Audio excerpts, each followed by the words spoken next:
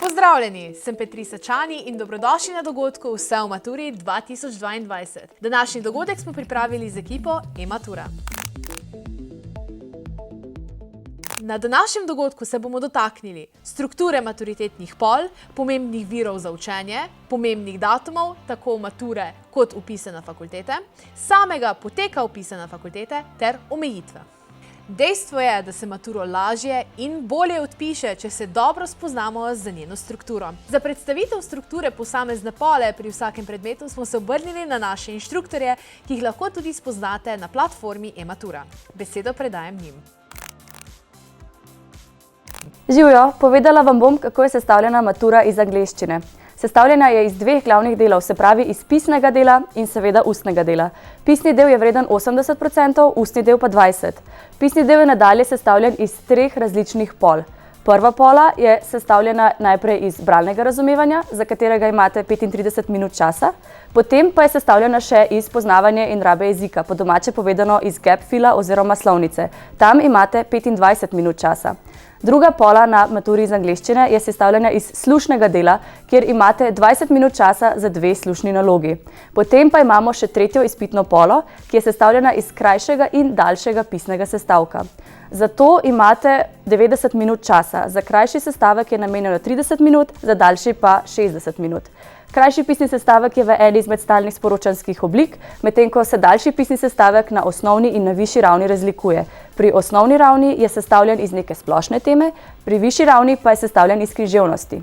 Potem, nekaj časa po odpisanem pisnem delu, sledi še ustni del mature iz angleščine.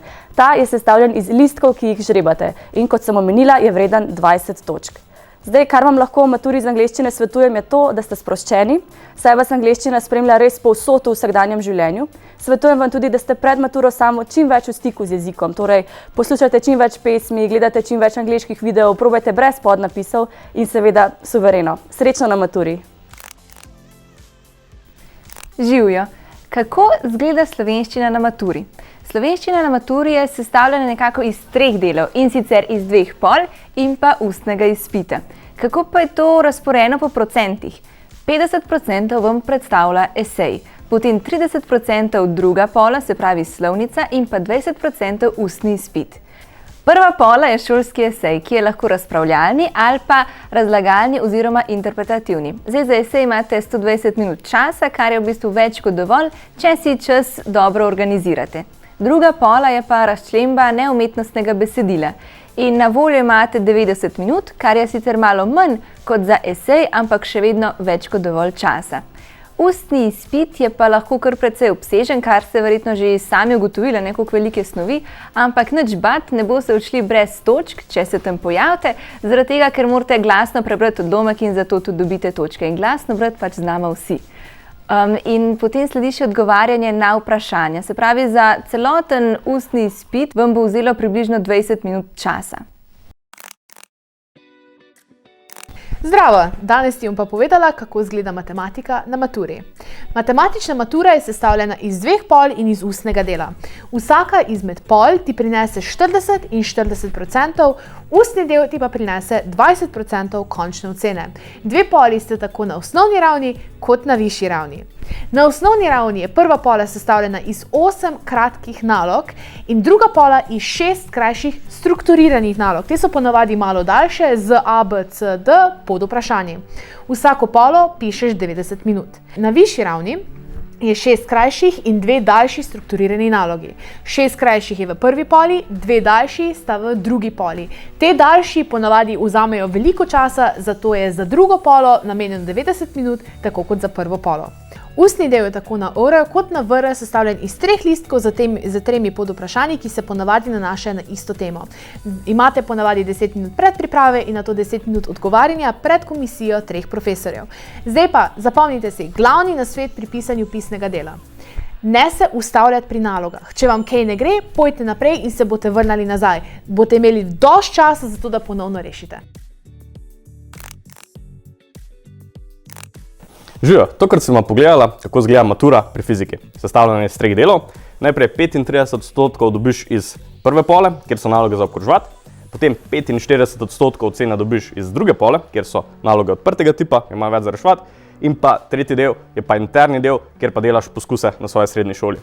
Zdaj, v prvem delu, kot rečeno, 35% dobiš iz 35 nalog, zato imaš 90 minut. Potem na drugi poli je 6 sklopov po temah in si izbereš 3 in potem se to oceni in to tudi rešuješ 90 minut. In na koncu še interni del, to pa tekom let izvajaš poskuse in na koncu napišeš poročilo, ki ga tvoj profesor oceni. Mogoče kakšni nasveti. Pri prvem sklopu, ko so naloge za obkroževati, res preveri vse rešitve, tudi če misliš, da je ta prva pravilna, preveri še ostale, da so napačne. Pri drugem sklopu res izberi tiste naloge, ki ti najbolj ležijo in pri tretjem, se pravi pri internem delu, pa deli sproti poročila, bo manj dela na koncu. To je to. Živijo, jaz sem pa malo povedala o maturi iz kemije in kako poteka. Torej, imamo dva dela. Prvi del je tisti interni del, ki ga naredite v šoli, to so te laboratorijske vaje in poročila, potem drugi del je pa sam pisni del mature. Pisni del mature je sestavljen iz dveh pol. Prva pola je v bistvu pola odprtega tipa, ki je vredna 35%, potem imamo pa še drugo polo, tam so pa v bistvu naloge zaprtega in pol odprtega tipa, torej to pomeni v bistvu bolj kakšne računske naloge, pa naloge, kjer moraš kaj pisati, ta je pa vredna 45%. Potem pa, kot sem že rekla, imamo še laboratorijske vaje, ki pa so vredne 20%. Zdaj pa še en nasvet. 1/3 nalog pri maturi je iz organske kemije, zato ti res priporočam, da se je dobro naučiš. Veliko sreče! Živjo, razložila vam bom strukturo maturitetne ocene pri psihologiji. Ocena iz psihologije bo v bistvu sestavljena iz 3 delov. Prvi bo seminarska naloga, ki jo pišete tokom leta, drugi del pa sta 2 izpitni poli. Izpitna pola 1 prinese do 36% na maturi in je sestavljena iz nalog strukturiranega tipa. Na voljo boste imeli 4 naloge, izmed katerih izberete in rešite 3. Pola 2 se deli še naprej na 2 dela. Pola 2a obsega 14 nalog izbirnega tipa, kjer torej obkrožite pravilne odgovore. Te naloge vam prinesejo do 14% končne ocene. Pola 2b pa so strukturirani eseji, kjer imate na voljo 4 eseje in izberete in napišete 2. Seminarsko nalogo pa pišete tokom leta in jo oceni vaš profesor z šole. In še kratek nasvet pri izbiranju nalog. Če naletite na temo, ki ste jo pisali v seminarski nalogi, je verjetno kar najlažje, če si izberete to nalogo.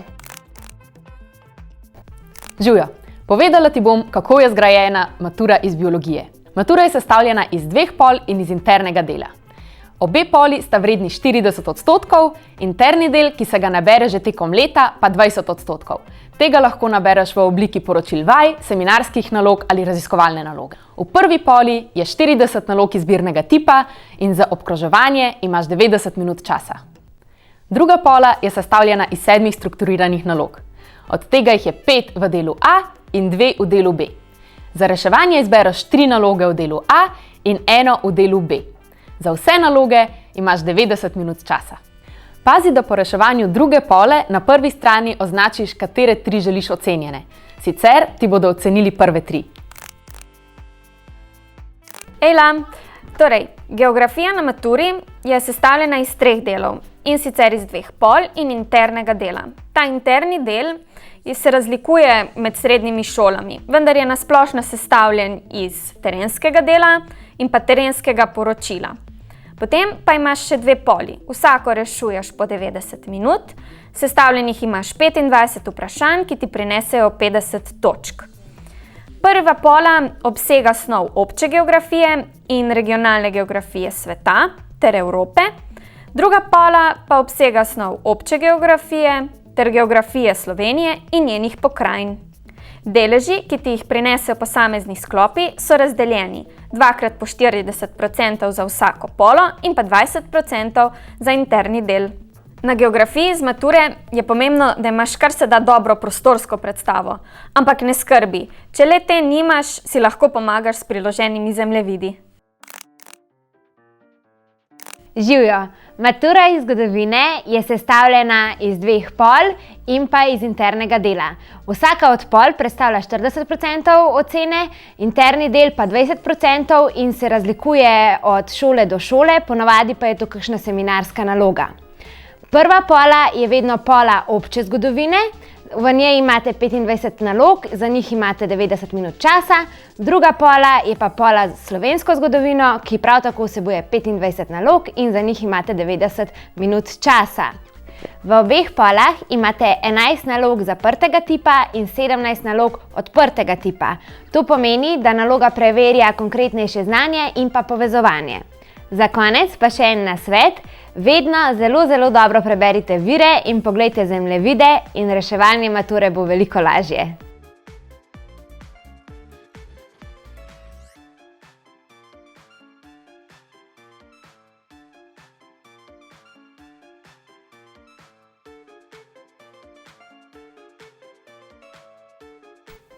Glavno vprašanje vsakega dijaka, ki se začne učiti za maturo je, od kod se sploh učiti.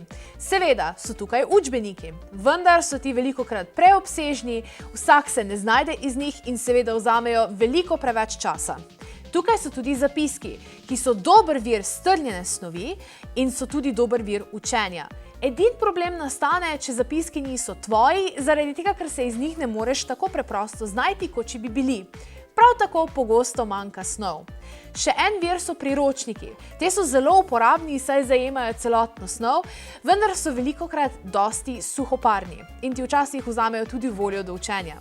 Tukaj so pa tudi digitalni pripomočki, ki so preprosti za uporabo, snov je podana na zelo razumljiv način, so interaktivni, saj lahko video vsebine pogledaš v svojem tempu, kjerkoli in kadarkoli, ter tudi svojo snov preveriš z kvizi, ter si ustvariš dobre zapiske z učnimi listi in zapiski, ki so na platformi.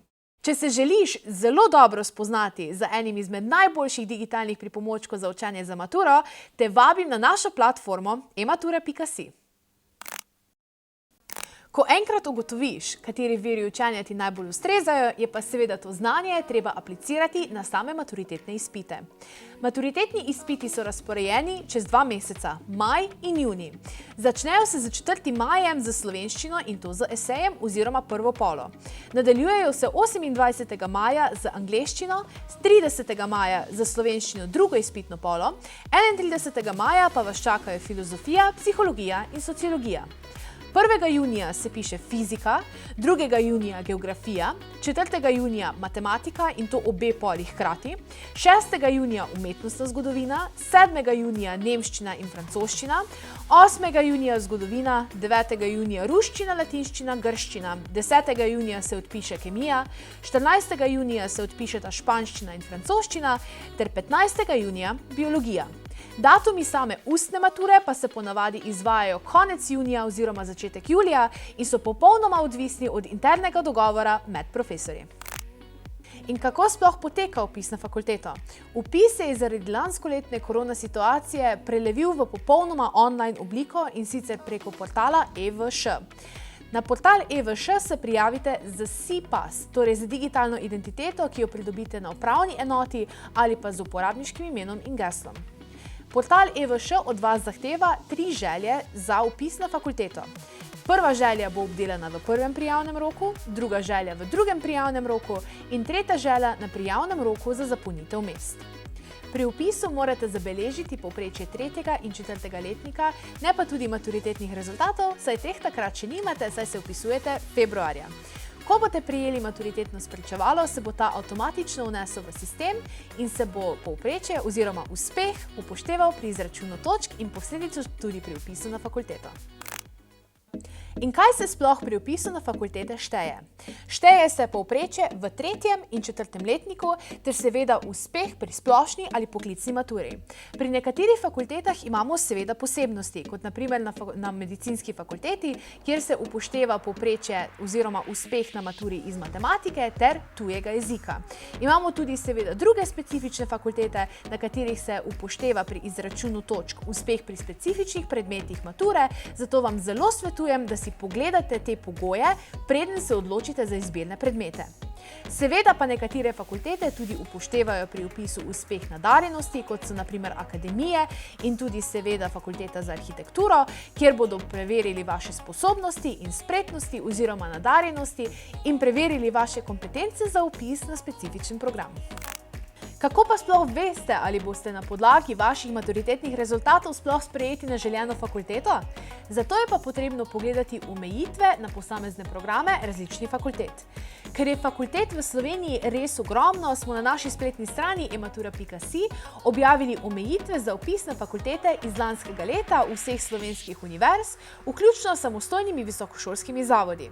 Ker se omejitve vsako leto res le rahlo spreminjajo, vam svetujem, da na seznamu poiščete željeno fakulteto ter lanski vpis vzamete za okvirno izhodišče letošnjih omejitev. Ker je pa matura nekaj, kar letos čaka vas, smo se z našimi vprašanji obrnili tudi na dijake. Pa kar poglejmo vprašanja. Ali nas vsi strašijo za brez veze, ali je matura dejansko najlažja stvar, ki si jo kadarkoli opravljal v gimnaziji?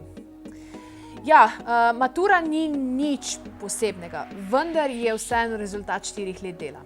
Kar pomeni, da če ste sproti delali za šolo, za teste, za spraševanja, potem vam bo definitivno lažje. Vendar je to seveda odvisno od vsakega posameznika, njegov stil učenja, kako se pripravlja za te stvari. Zato vam res polagam na srce, da že čisto na začetku 4. letnika odprete pretekle maturitetne pole za tiste predmete, ki jih boste tudi vi pisali na koncu leta in ocenite svoje že obstoječe znanje in seveda s tem tudi obseg snovi, ki bo matura zahtevala od vas in gradite na tem. Seveda je odvisno, kako se vsak posameznik s tem spopada, ampak to je na koncu recept za uspeh. Kje bi lahko našla vse zapiske, saj so moje pomanjkljivi? Ja, na e-maturi imamo poleg naših videovsebin tudi zapiske, kvize, učne liste, seveda to velja tako za maturitetne pole kot za ustno maturo, pri slovenščini imamo tudi književnost, torej dobesedno vse, kar bi rabili za maturo. Seveda imamo pa tudi poleg videovsebin učne liste, ki potem, ko jih spravite na kup, torej ko obdelate vse video vsebine, so odlični zapiski. Saj imate res dobesedno vso maturitetno snov, imate na kupu, tako da na e-maturo pojdite. Kakšna je razlika, če pišeš na višjem nivoju? Ja, zdaj, najbolje je, če greste pogledati stare maturitetne pole in dobite občutek, če bi lahko zvozili višji nivo. Lahko se pa seveda na začetku leta prijavite na priprave na višji nivo in potem tudi čez leto vidite, glede na ker je na višjem nivoju tudi obseg snovi večji, če boste lahko to obdelali v dovolj dobro do mature in se potem odločite tudi med tekom leta. Morate pa res dobro razmisliti. Zaradi tega, ker če višji nivo pišete slabo, vam lahko na koncu v bistvu zniža oceno, ne glede na prvo polo. Naprimer pri matematiki je to zelo pogosta stvar, da ljudje grejo na višji nivo, ga pišejo malo slabše in jim dejansko zniža končno oceno pri matematiki. Tako da, poglejte stare maturitetne pole, ocenite svoje znanje in sposobnosti in potem pametno in z glavo izberite višji ali osnovni nivo. Kako se drugi pripravljajo na maturo fizično in psihično? Fizična priprava oziroma predpriprava na maturo, seveda vsak ima svoj pristop, v gimnaziji se že poznaš do neke mere, da veš tudi približno, kako se ti najbolje učiš, vendar eden pristop je definitivno, da medtem ko se učiš za nekaj časa, da delaš pavzo vmes, da greš na svež zrak, da si malo sčistiš misli in možgane in take stvari. Medtem ko psihična predpriprava je pa bolj kompleksna zadeva. Treba se zavedati par stvari. Prva stvar, ki se je treba zavedati, je, da je obseg snovi na maturi velik, kar pomeni, da je najpomembneje, da si razporediš čas učenja. Naprimer, ena taka stvar, ki pogosto šokira dijake, je obseg književnosti, ki jo morajo znati za ustni del mature iz slovenščine. To se opravlja čisto na koncu, po prvi poli, po drugi poli, po vseh izbirnih predmetih, ker je to le ustni del, ki se dela na koncu junija in se dijaki v parih dneh ne morejo naučiti književnost 4 let. Zato je pomembno, da si 2 meseca vnaprej razporediš tako, da vsak dan narediš nekaj malega. Naslednja stvar, kar se definitivno moraš zavedati, je, da bo časovni pritisk v času pisanja mature. Torej, kar sem tudi sama delala, so v bistvu mock mature. To boste že imeli nek občutek, kaj je pri poskusni maturi, ampak to ni zelo primerljivo za samo pravo maturo potem junija. Mock mature so basically, da si sprintate eno maturitetno polo, to jih najdete na RIC-u za dobesedno vse predmete, si date čas, torej uro zraven in sami sebe opazujete, kako se obnašate pod nekim časovnim pritiskom in tudi vidite, koliko pole lahko rešite v nekem času. Več pol, ko boste rešili, lažje vam bo, več nalog boste rešili in tudi rešili pravilno in boste potem tudi psihično pripravljeni na pisanje mature. In s tem smo prišli do zaključka našega dogodka Vse o maturi 2022. Naj še enkrat poudarim, vse pomembne datume, prav tako omejitve na fakultetah bomo objavili na našo e-knjižnico. Torej, greste na ematura.si in na e-knjižnico, kjer si lahko pogledate te in še mnoge brezplačne vsebine povezane z maturo.